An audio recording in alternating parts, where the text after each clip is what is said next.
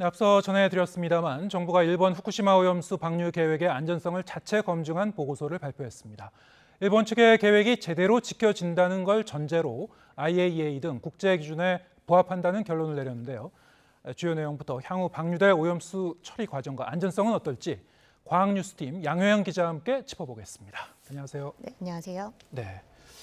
정부가 이제 2년 가까이 자체적으로 이제 검토한 그 검증 보고서 결과를 오늘 공개를 했습니다. 내용을 보면은 어쨌든 사실상 안전에 큰 문제는 없다. 뭐 이런 내용인 것 같은데 내용을 좀 몇 가지 주요 내용부터 짚어볼까요? 네, 그렇습니다. 말씀하신 대로 전체적인 큰 틀에서는 국제 기준을 부합한다. 그러니까 안전하다. 이런 이제 반응을 보였는데요. 우선은 범정부 TF팀이 2018년에 구성이 된 이후로 2021년부터 원자력 안전기술원, 그러니까 원자력의 안전 통제와 관련된 기술들을 이제 연구하고 있는 국가 출연 연구기관에서 후쿠시마 오염수에 대한 과학기술적 검토를 시작했습니다. 그리고 지난 5월이었죠. 이 후쿠시마 시찰단이 현장에 방문을 하면서 다양한 데이터들을 또 함께 더 추가적으로 받아왔는데요. 이 내용들이 모두 담긴 결과가 이번에 검토 보고서로 발표가 된 겁니다. 이 내용에는요, 일본 오염수 처리 계획을 검토를 해보니 방사성 물질의 총 농도가 해양 배출 기준을 충족한다. 네, 특히 알프스의 경우는 2019년 이후에 모든 핵종에 대한 배출 기준치가 이제 완벽하게 이제 맞아 떨어졌다. 그래서 이제 정화된 상태로 배출할 수 있는 성능을 확인을 했다. 그리고 또 흡착체를 적정 시기에 교체하거나 점검하는 등만 제대로 이루어진다면 알프스 성능은 이제 유지되는 것이 확인이 됐다. 흡착제라는 건 이제 필터를 얘기하는 거죠? 네, 맞습니다. 네, 삼중수소의 경우는 희석 후의 농도도 기준치에 적합했다. 또 전력 중단이나 고장과 같은 이상 상황이 발생할 수 있는데 이때는 오염수 방출 전 단계, 그러니까 전체 방출 전, 중, 후 이 단계별로 농도를 확인할 수 있는 안전장치가 있는 것을 확인했고 안전한 것으로 평가가 된다. 이런 식의 내용이 담겼습니다. 네. 전반적으로 보면은 IAEA 보고서와 그 맥락상 거의 이어지는 그런 내용이긴 한데 네. 우리가 세부적으로 좀 더 짚어보기 전에 네. 그러면은 이 원전 오염수가 해양으로 방출되기 전에 어떤 과정을 거쳐서 이제 처리가 되는지 좀 그림으로 한번 좀 짚어볼까요? 네, 알겠습니다.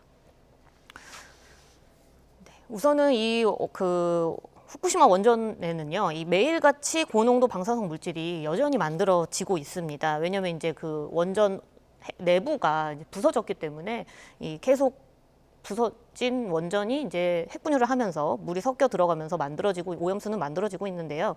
이 고농도 오염수가 알프스 처리를 거치면 이 삼중수소를 제외한 이 방사성 핵종이 모두 제거되는 것으로 현재 확인이 되고 있죠. 예. 그리고 난 다음엔 이 탱크에 이 처리한 오염수들을 우선 저장을 해놓습니다.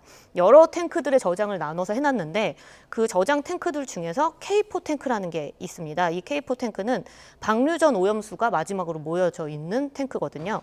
이 탱크에서는 균질화 작업 등을 거쳐서 방사성 물질의 농도를 다시 한번 확인합니다. 왜냐하면 이제 탱크 안에 있는 물들이 아무리 깨끗하게 정화가 됐다고 하더라도 시간이 지나면 방사성 물질들 중에 몇 가지들은 무거워서 가라앉게 되거든요. 그리고 예. 위쪽의 물은 깨끗하고 아래쪽의 물은 또 농도가 높을 수 있기 때문에 잘 섞어주는 과정을 거친 다음에 방사성 물질의 농도를 확인합니다.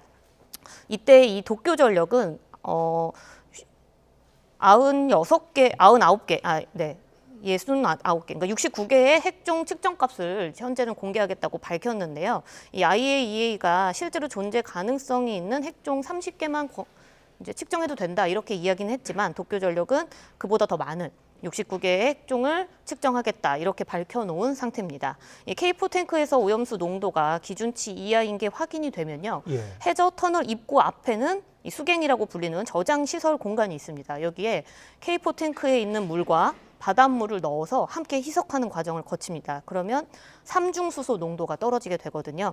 그러면은 방출 기준인 삼중수소 농도의 방출 기준까지 낮춘 것이 확인이 되고 나면 이 해저 터널을 통해서 바다로 방출이 되고요. 방출구 근처에 또 해양 모니터링 그 장비가 있다고 합니다. 그래서 삼중수소 농도를 재확인하는 과정까지 거친다고 합니다. 네. 오늘 이제 정부 보고서도 저런 일련의 과정, 그 계획을 면밀히 살펴보니까 국제 기준치에 이 목표치에 적합하더라. 일본 측이 이제 제공한 도쿄전력의 데이터를 기반으로 보더라도 큰 문제 없더라. 뭐 이런 얘기인데, 아까 이제 그림에서도 이제 다핵종 제거 설비 알프스라고 나왔습니다만 사실은 이제 번역이 이 제거 장치라고 이렇게 번역은 됐습니다만 그 영어의 이제 P가 이제 프로세싱이에요. 그래서 처리하는 그런 장치여서 이제 저감하는 그런 장치이긴 한데 그렇다면 이제 이 삼중수소를 제외한 그 다른 모든 이 핵종 방사성 물질들을 제대로 이제 처리할 수 있는지 이 부분이 이제 IAEA 보고서에서는 제대로 검증이 안 된 거 아니냐 뭐 이런 그 문제 제기도 있었습니다. 오늘 정부 브리핑에서 어떻게 그것이 설명이 된 건가요? 네, 이제 IAEA 보고서에서 알프스 처리 능력을 가지고 이 시료를 분명히 이제 채취를 했거든요. 도쿄 예. 전력에 가서. 근데 이제 1차로 채취한 시료가 있었고 2차, 3차 채취한 시료가 있었습니다. 근데 최종 보고서에는 1차 시료를 분석한 결과만 담겼습니다. 그래서 알프스의 성능을 제대로 다 파악하지도 않은 채 최종 보고서가 나온 것이 아니냐 이런 지적이 나온 거였는데요. 근데 이 오늘 정부의 발표에서도 그렇고 이 2차, 3차 시료 분석 결과가 포함되지 않은 이유에 대해서 설명이 나왔었는데 예. 이거는 알프스 성능과 상관없는 시료기 때문이다 이렇게 설명을 했습니다. 이게 무슨 소리냐면 2차, 3차 때 채취한 시료는 이 K4 탱크 그러니까 알프스 처리를 마치고 난 이후에 저장돼 있는 탱크에서 뜬 시료가 아니라 알프스를 처리하지 않은 그러니까 그냥 고농도의 오염수를 이제 떠서 이 그런 탱크들에서 이제 시료를 채취했기 때문에 알프스 성능 그러니까 오염수를 방류하기 위해서 우리가 확인해야 되는 설비에 대한 거는 2차, 3차 시료에는 뭐 알 수 없다. 이거는 예. 이제 그냥 고농도 오염수가 어느 정도인지를 확인하기 위한 거기 때문에 알프스 성능하고는 상관없기 때문에 최종 보고서에는 2차, 3차 시료 결과는 담지 않은 것이다. 이렇게 이야기를 했습니다. 예. 결론적으로 말하면은 그 알프스라는 것이 아까도 말씀드렸습니다만 필터, 네. 방사성 물질 우리가 얘기하는 지금 뭐 플루토늄이니 세슘이니 네. 스트론튬이니 이러한 그 유해할 수 있는 이런 방사성 물질들을 제대로 걸러주는 장치. 네. 근데 거기에 대해서도 정부 보고서도 일본 계획을 토대로 이제 검토는 했다는 것이고요. 문제는 없어 보인다 이런 건데. 네. 이 처리 시설에서도 걸러지지 않는 그 물질 삼중수소가 이제 또 문제가 됐는데요. 네. 삼중수소는 어떻게 봐야 됩니까? 네, 우선 뭐 삼중수소가 무엇인지 먼저 짧게 짚고 넘어가 보면요. 우리가 주기율표의 1번이 수소잖아요. 예. 근데 수소는 원래는 양성자 하나만, 원자 핵 안에 양성자 하나만 있습니다. 그런데 이제 양성자랑 중성자가 하나 있는 이 중수소가 있고 양성자 하나에 중성자가 2개 있는 삼중수소가 있고 이런 동위원소가 있는 거고요.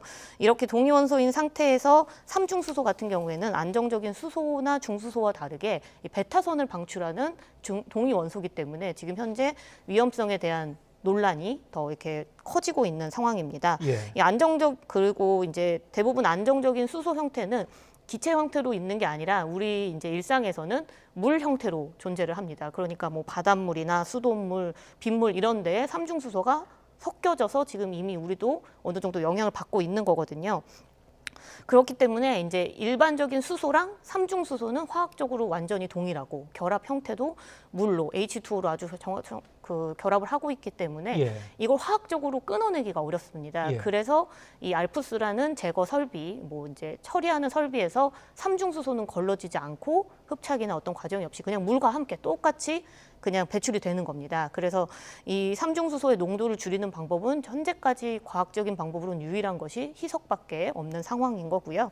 그리고 이제 삼중수소가 문제가 되는 건 아까 말씀드렸지만 동위원소 중에서도 이 방사선을 배출하는 동위원소이기 때문인데 베타선을 방출합니다. 이 감마선이 원래 에너지가 훨씬 더 높고 베타선은 그거보다 에너지가 작기 때문에 뭐 예를 들어서 우리가 알고 있는 방사성 물질인 뭐 세슘이나 요오드 같이 외부 피폭이 일어나는 거는 거의 없고요. 삼중수소는 만약에 물로 함께 섭취했을 경우에 내부 피폭이 일어날 가능성은 존재하고 있습니다. 하지만 이 뼈나 뭐 지방에 농축되는 중금속류는 당연히 아니고 물 형태로 우리 몸에 들어오는 거기 때문에 예.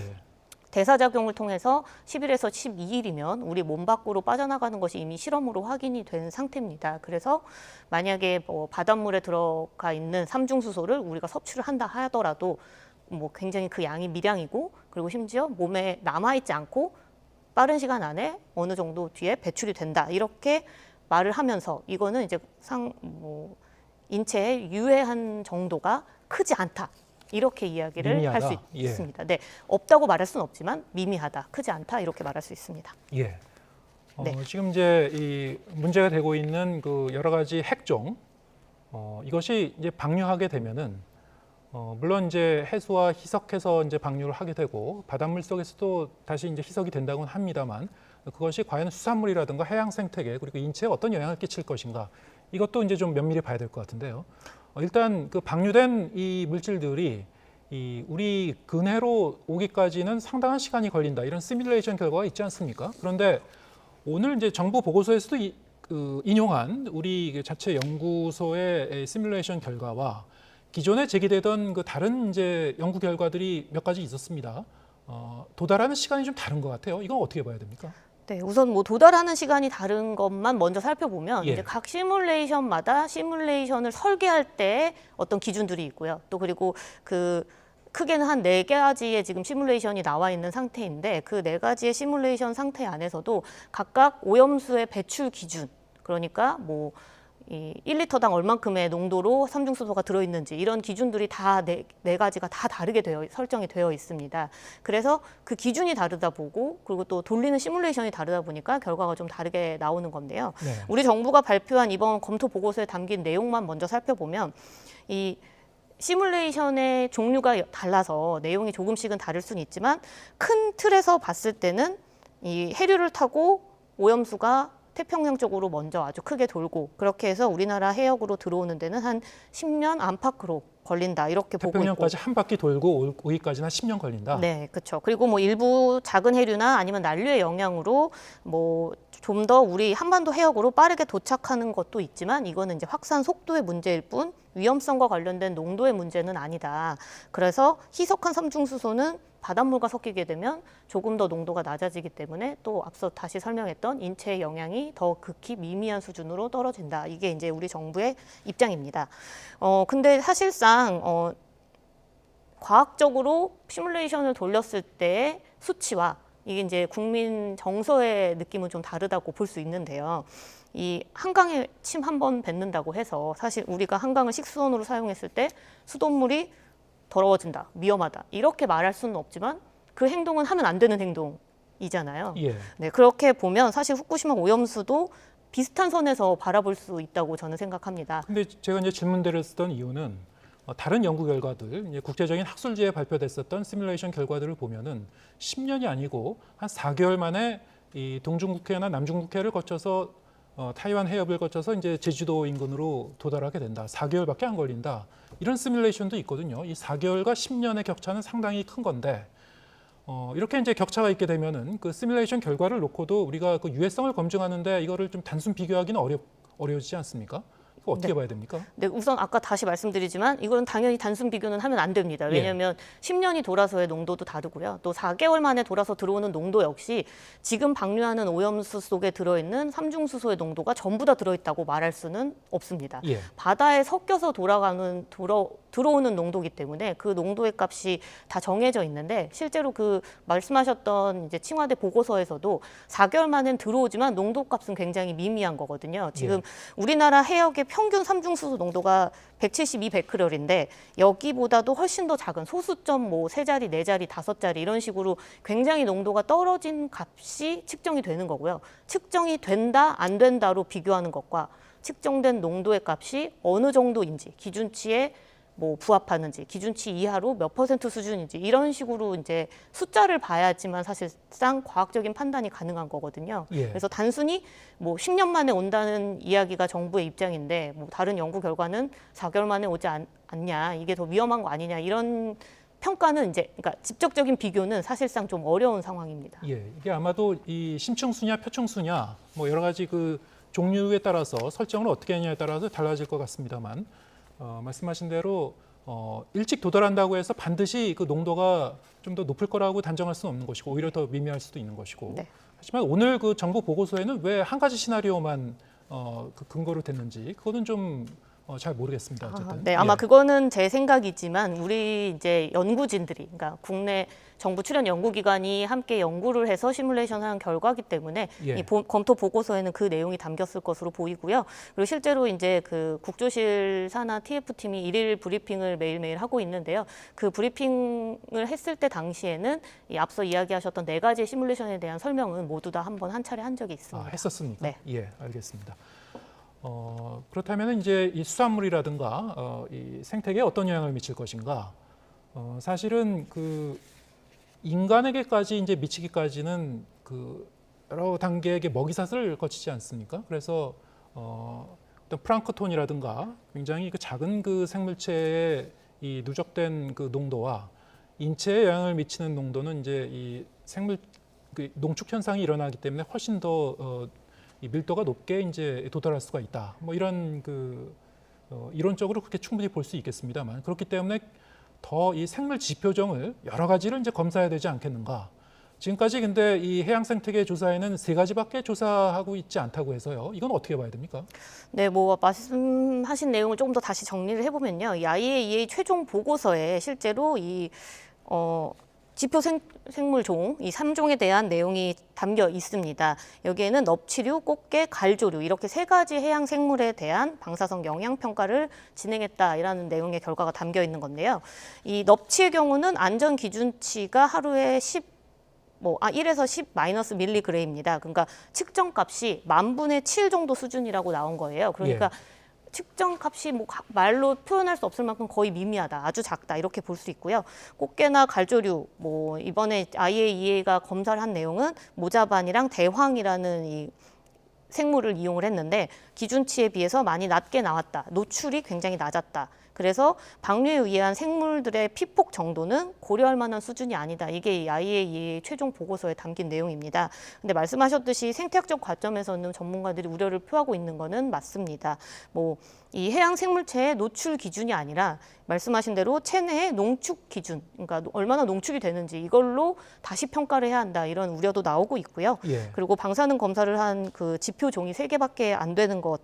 그래서 뭐 말씀하셨듯이 플랑크톤이나 갯지렁이와 같은 생물종이 포함돼야 한다. 이렇게 지적하는 부분도 있습니다. 왜냐하면 생물 농축에 의해서 말씀하신 대로 이 위로 올라갈수록 당연히 쌓이게 되고 그 부분에 대한 이 장기적인 영향 평가는 현재 나오지 않은 상황이기 때문에 그 부분에 대해서 뭐 안전하다, 안전하지 않다라고 과학적인 연구 결과가 나오지 않는 한은 단정 짓기는 조금 어려운 상황입니다. 그 부분은 좀 더 장기적인 모니터링이 좀 필요하겠군요. 네.